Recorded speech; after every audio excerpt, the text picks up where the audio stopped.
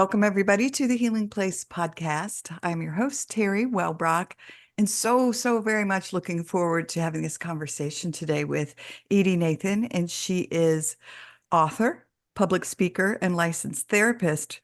And particularly with grief therapy, we're going to dive into that a little bit. She's got a book that we're going to talk about and so much more. EMDR therapist, for those of you who have been with me these almost, gosh, we're coming up on 8 years. You know my journey if you've been along. And for those who don't, I did EMDR therapy for 4 years, over 98 sessions, because I had a lot of trauma in my Yeah, early childhood and youth, early adult years. So life altering. So anyway, welcome, Edy. it's so good to be here, Teri. Thank you for having me.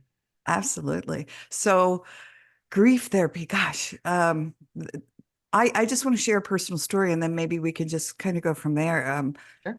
A year and a half ago, November of 23, my nephew died by suicide. And it really rocked our worlds. I mean, this 26-year-old, I call him kid because, like I have kids that age. So this kid, young man, um, decided he couldn't be here anymore. And so the impact that it not just had on his immediate family, but for, my kids, his cousins, and you I just witnessed it in its impact. So Yeah. yeah, talk to us about, I guess, your philosophies on grief and what people can do to work through it. The philosophy around it is broad because grief, there's no cookie cutter grief, right? And I wish I could give a recipe. I wish I could say, okay, it's going to be 2 cups of sugar, it's going to be a little bit of salt. And it doesn't look like that at all. And it doesn't look like that for anyone. And what makes it even more complicated, and I don't want to really get into a deeper dive of complicated versus complex grief, but it's like our fingerprint. Your fingerprint, Teri, is very different than my fingerprint, and our eyes are very different. And even in twins, there are things about them that's just a little different. And grief is the same way. And the platform that grief takes in our lives is a change agent. That's the platform. And I don't even know that we get through it. And so it's not meant as a correction to what you just said. It's more of how do we partner with it? Because I see grief as something that we must partner with. And that when you have a partnership, it's not, how am I going to get through this partnership? It's more like, okay, what do I need to know about this partner? How is this partner going to deceive me, hurt me? How is this partner going to help me, enlighten me, enrich my life in ways that I could never have expected or frankly wanted? Yeah, thank you for clarifying that. And I'm sitting here nodding my head because I 100% agree. I've said it to people myself that it's such an individual journey and so much goes into that, right? Like I love how I loved the 2 cups of sugar and, a teaspoon of salt, whatever, however you worded it, because right, our makeup, like my personal history, as well as genetics, as well as trauma history, all of that had a profound impact on then how I responded in grief, where someone else, I knew somebody once that said, I grew up in this perfect household. My parents never fought and everything was so wonderful. And then yet when something came across that was just a little bit upsetting, she overreacted because she never had been modeled to, how do you deal with that? And Yeah, so, how do yeah, you it was, cope? How do you problem solve? yeah. Absolutely. Yeah, yeah. So this idea of grief, for all of you who are listening, it's nonlinear. It doesn't follow a path. So it's that tornado that comes in, it beckons you to look at it, watch it, and it doesn't follow a path. And you yearn for it to let you know, well, what's going to happen next? What's going to happen next? And we just don't know. And so in my book, It's Grief, The Dance of Self-Discovery Through Trauma and Loss, it is not only about, oh, the 11 phases of grief, rather the 5 stages, because the 5 stages, which so many people say, oh, I'm going through my 5 stages, were really meant brilliantly by Elizabeth Kubler-Ross to talk about people who were dying, not people who were living with grief. So the 11 phases are, for me, kind of just suggestions of what the nonlinear pathways might be. And that first overarching theme is what I call emotional armor. And that's where we put in the numbness and the despair and the protest and the old word hysteria, which is now kind of like agitation, if you will. And it's going to be the go-to. I see the emotional armor phase, that first phase, as a protective phase. And when anyone has ever had a traumatic imprint in their lives, a point in their lives where some traumatic incident hit them hard so that it was life-changing, that emotional armor is the go-to. It's the go-to with the loss of a loved one. It's the go-to with the loss of self. It's the go-to when you've experienced a fire or you've experienced ailment. Oh, I was just going to say chronic illness There we because, go. yeah, yeah, Yeah. So grief kind of is perpetuated in different ways. And so the person who says, well, I've never lost anyone, okay, and what we learned and have learned from wars, from illnesses, from people who have lost limbs, is that they're walking around with grief. It's just often not identified as such. And so I like to bring in the conversation of something that I think we've missed, which is grief is around us. And maybe when you're experiencing anxiety or anger, it's really grief. And when you're experiencing regret, it's really grief. yeah.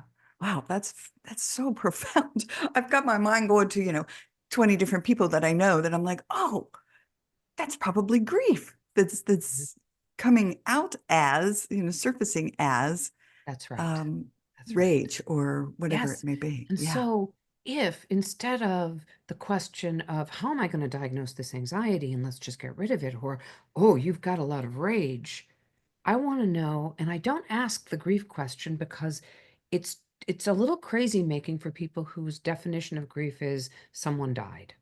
And I came into this work because first my first love died. And that death then opened up the other losses that I'd had in my life, including abuses that happened when I was very young that came alive as I was coping with the loss of my beloved. And that often happens. And I'm saying this to your audience because I think it's really important to understand that the loss of a loved one or that kind of grief that's manifested in that way can all of a sudden open up parts of you that have been hidden and secreted away, Yeah. and to understand that. So, the idea of this grief is that it it permeates in ways that we must listen. And so what I talk about is, what are you yearning for? And what are you hungry for? And that's the question. Where is my hunger and what am I yearning? Yes. Beautiful. And thank you for turning your pain into purpose. How many of my guests that have been on this show who had a horrifically traumatic, painful event in their life, and then that became their soul work, their life purpose, their mission. Um, I know for me, it's been the same. I call this my soul work Yeah. because, Yeah. And it yeah, is. Yeah. yeah. And I'm Yeah. so glad you clarified too. Thank you. That grief isn't just about death. People hear the word grief and they think, oh, it's about someone that died, but it can be so much more. It can be the loss of a friendship. It can be loss really of any. And I love that you said of self because of, who I used to be. That's right. Um, That's yeah, right. yeah, Who you used to be and the planned for self that didn't perhaps he, they didn't evolve in the way that you thought or imagined, and how to shift that which was imagined to enter into a new story and let go of, or not pack away, but say, okay, so that old story, I have less of a place for it now. It's not that I'm going to forget it. And perhaps it will inform my new story.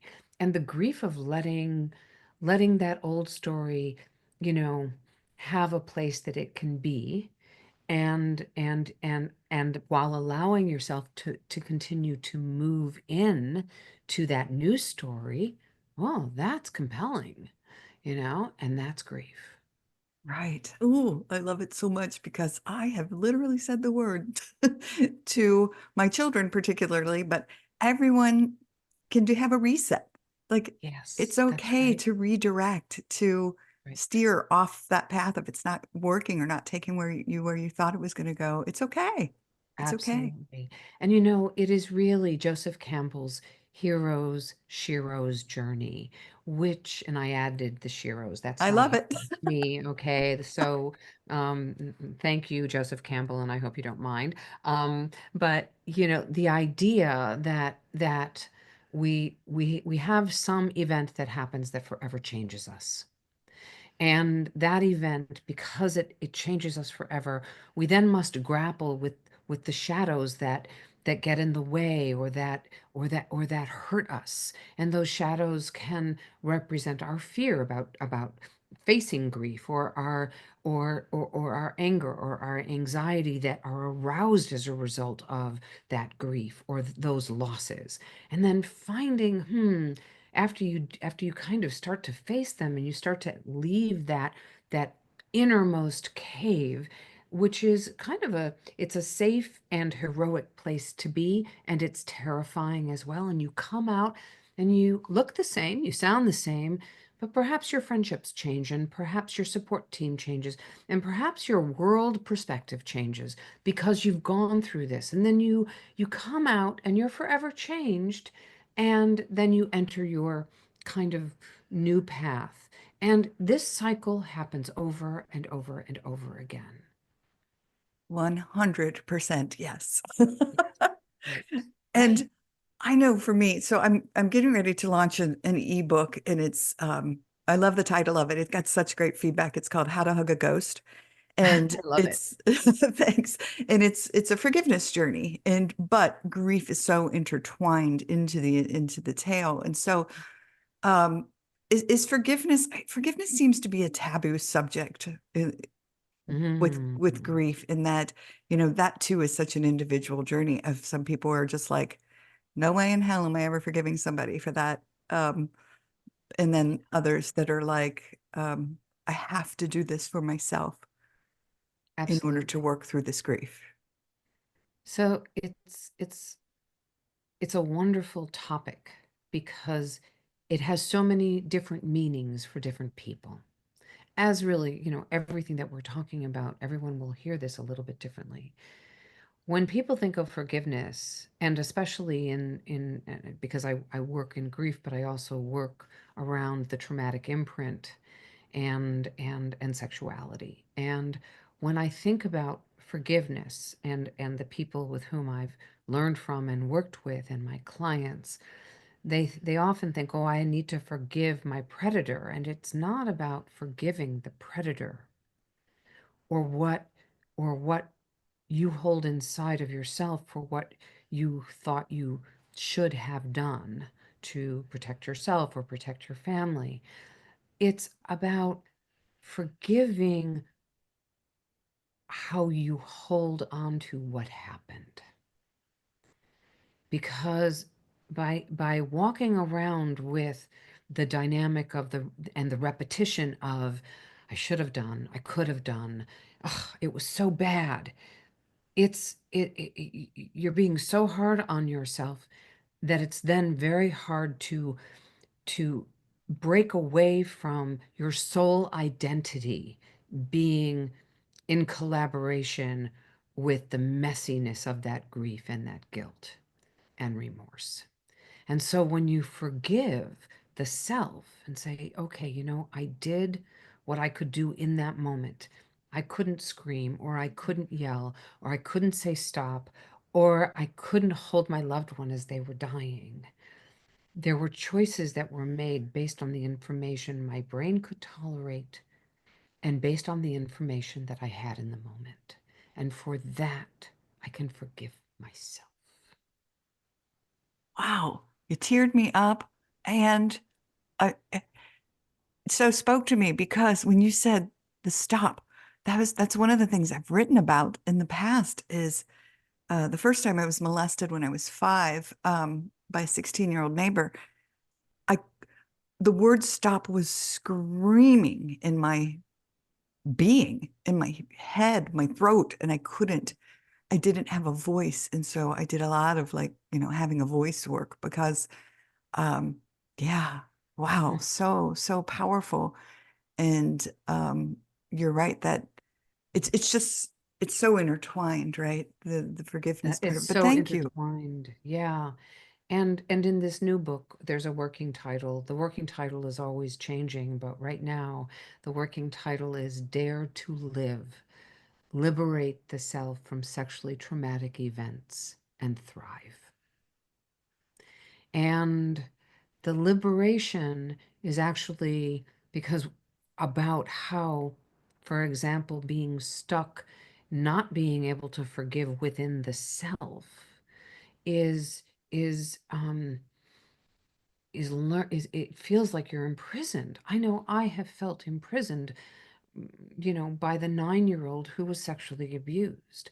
I am imprisoned by that. I have been. And this liberation protocol that I've been working on is a protocol that I've created because it's what has helped me. And the first is to be curious. And when we're grieving, when we're in a sexually traumatic imprint mosaic, we don't want to be curious. We don't want to hear. You and I at the beginning, before we started recording, we were talking about, no, I don't want to listen. No, no, no, no, no, no. Get out, get out. And so there's no curiosity there. And truly the best way to undermine the power anxiety has is to say, oh no, I'm not going to run from you. I'm going to step into you. Or, if I get angry, you know what happens? My anxiety dissipates. And so what the liberation protocol does is it becomes it's asking you to have radical curiosity about the things that you don't want to be curious about. And so that is the first stage of the liberation protocol that I talk about in this book, Dare to Live. And Dare to Live is really about liberating the self from the voices within and the judges within that want to stop us from thriving. Yeah. Oh, I love it. I'm so excited by this book. The title is beautiful, but I know you Thank you. said it's a work in Yeah, well, progress because it's and we are all works in progress, right? So, right, right. so But it's oh my gosh, it's so very true. And I had something popped in my head and then it popped right back out. oh, So that it'll come back happens to me if it's sometimes. meant to be. So I'm really glad that we kind of steered, away from the grief part of it. Oh, what I was going to say was, um, for me, for myself, for my own personal journey, it wasn't that I befriended the abusers. It was more like I befriended the truth of what happened. And when I stopped going, la, la, la, la, la, I don't want to deal with that and dove into EMDR. So maybe we can talk about EMDR a little bit for folks who don't know. Um, it was really like I had so much trauma and I had compartmentalized it and stuck it in these little boxes, which is how I survived. And we just kind of like took all those boxes and dumped them in a big pile in the middle of the floor. And we were like, all right, let's go through this. Mm-hmm. uh, Mm-hmm. and start to go back into these traumatic events. So can you talk to folks about EMDR for those who don't know, and Sure. its So amazing benefits? it is an amazing piece of work that is a tool, okay? And it's a tool that allows um, people to work with their brains and master the messages that the brain is giving you around a traumatic event, around grief, around something that comes up that actually interrupts your ability to live your life fully and thrive. And what EMDR does is it really works with your belief systems and your cognitions and the pictures that you hold in your head about anything that is that life interrupter that is probably more traumatic in nature than not. Okay, so it's not going to be probably um, EMDR for a hangnail. Okay, it's just not going to be that, but it will be. You've been holding on to this thought about an accident you were in, or about that predator, or about the person you lost that cannot, you can't, you can't forgive yourself because you couldn't say goodbye. And what it does is it works with the left and the right brain, and it works with the images you hold and how you hold them, and through a series of either tapping or eye movements, it it begins to help you with a therapist change the way you hold onto that memory, so that though the frame of the memory is always there, your reaction to the frame is vastly different. Oh my gosh, you see me smiling so big. I have to share a story because and I have talked about this, but this was years ago. I don't think I've talked about it in a couple of years. When we went back, so I was involved in two bank robberies by the same perpetrators. They were 3 months apart, and they held the one armed assailant held a gun to my head during the first bank robbery, stabbed my coworker with a hunting knife 3 times, and then I moved to our main office after that, and they came back and robbed our main office where I had just moved. Wow. And but this time, the assailant that had held the gun to my head would pull the trigger and murder my coworker. I had run from the back of the bank, came face to face with a second armed assailant who pointed his Luger at me, but the gun misfired. So, just painting the picture. So when we're in EMDR, going back, we'd gone back to these events a number of times, working through a lot of different things and emotions. And all of a sudden, and we were probably about 3 years into EMDR at this point, and I'm just sob crying. And my therapist, who I adore, asks, what's happening? What are you feeling it? Rate it, all the fun stuff. And I said, for the first time, when we've gone back into these memories, this one particularly, it was that second robbery. I'm standing back against that house. I turned my head, and instead of seeing it as a movie from dissociating, I was looking at it through my own eyes. I wasn't watching this as if I was watching a movie play out. I was back in my body. And that to me, like, it's tearing me up a little bit and making my heart swell, because Yeah. that that helped me realize in that moment, oh, I can be in my body with these scary feelings and all of this, and I'm going to be okay. I no longer have to dissociate. Thank you for sharing that story. It could not have been a better, addition to my more clinical explanation of what was going on. And and as I listened to you, I felt you becoming present in your body, and that's really the ultimate goal of the work is how how do I help myself get back into my body, and how, because if I can't do it for myself, chances are I may be on the verge of helping somebody else do it, but I may not be as successful helping someone get into their own power so that they can do it for themselves. I can't make someplace safe for someone. I can sit and give them tools that where they create their own safety. And it's the same thing with healing. I can't heal someone. I can give them tools that they choose to use or not, where they are the masterminds of their own healing. Yeah. Beautiful. Wow. Beautifully summarized. Thank you. Mhm. And thank you for allowing me the opportunity to share that. Thank you. I certainly could sit here probably for another, I don't know, 7 hours and talk to you I feel the because same way. This I is love it's been all of so this. I love delicious you. talking with you.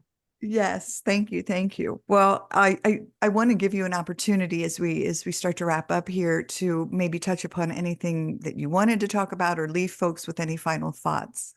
Okay. I have two short ones. Okay. Okay, So, Dare to Live also talks about something called the sexual grief effect. And the sexual grief effect is really the natural response to a sexually traumatic predatory event that leaves someone feeling as if they're held hostage. And the use of that liberation protocol, I believe that everyone, every one of you, has the ability to be liberated and to thrive. And it's not about forgetting, but about remembering peacefully. And that's what I'd like to share. I love that remembering peacefully. Oh, that's beautiful. Thank Wow. Yeah, thank you. All Mhm. right, so how do folks find your book, connect with you? Absolutely. So you can find my book on Amazon. It's Grief, the Dance of Self-Discovery Through Trauma and Loss. And also, I just finished a journal. It's Grief Notes to Self. And it's pretty straightforward, but it was a love project. And you can get that also on Amazon or on my website, which is edynathan.com. And I am writing for Psychology Today, a blog. I write on Substack, and that's kind of my new jam lately. So please find me on Substack. It's probably like It's Grief. And if you just Google my name, you'll see, a whole slew of stuff that I offer, and things are free on my website. And the cognitions that we just talked about, I have two lists of positive and negative cognitions right on my website, and that's all an EMDR thing. Wonderful, wonderful. Well, thank you so much for being here, for Thank you, putting Teri. your heart, your work out into the world. I told you before we hit record, my heart hugs yours because as a survivor, and someone who utilized EMDR in such a profound way in my life, yeah, it's just thank you for what you offer others. Thank you. Same here to you. All right. Well, everyone, thanks for joining us today on the Healing Place podcast. And remember, until next time, be gentle with yourself. Thanks. Bye-bye. Hey, everybody. Teri Wellbrock here.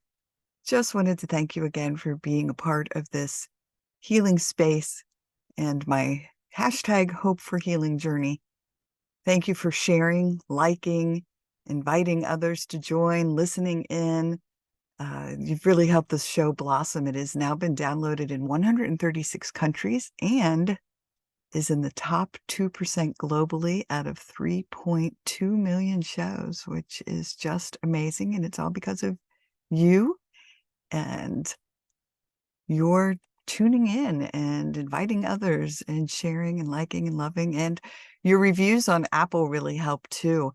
My goal is to hit 100 5-star reviews by the end of the year. And I am closing in on that. So if you are listening in on Apple or Apple Podcasts, please go and rate the show and leave a review if you absolutely love it. And I would be most appreciative. Also, if you would like to receive my monthly Hope for Healing newsletter, please be sure to go to teriwellbrock.com. It's TERI, just one R, WELLBROCK.com. And I have a gift to send you for signing up for that monthly Hope for Healing newsletter. Plus, there are many other resources listed on that page, including a resource library. All right. Thanks. Bye-bye.